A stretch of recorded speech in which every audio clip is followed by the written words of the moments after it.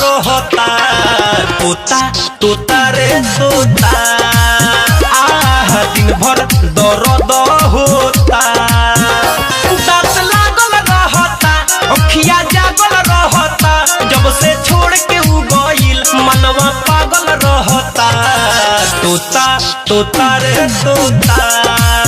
हो दिन भर दर्द होता।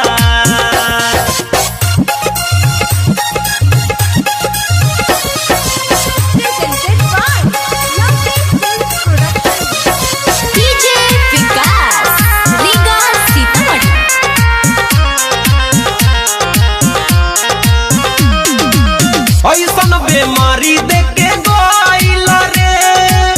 कवनो ना मिलता दवाई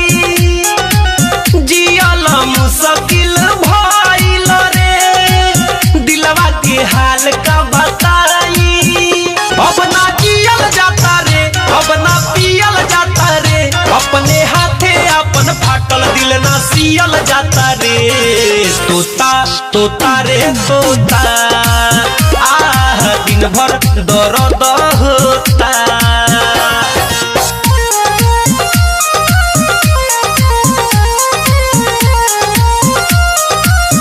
म्यूजिक बाय गौरव रोशन।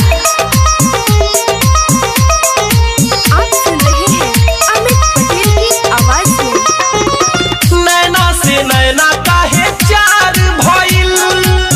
अखिए से काहे इजहार भइल रो रो के बानी अब तहार गइल उनके से काहे हमके प्यार भइल ले जा तू समेस हमरा तू बगली के देश कही हो जाके उनका से भइल पागल के बाभेस तोता तोता रे तोता दिन भर दर्द होता दांत लागल रहता अखिया जागल रहता जब से छोड़ के उ गइल मनवा पागल रहता तोता तोता रे तोता हो दिन भर दर्द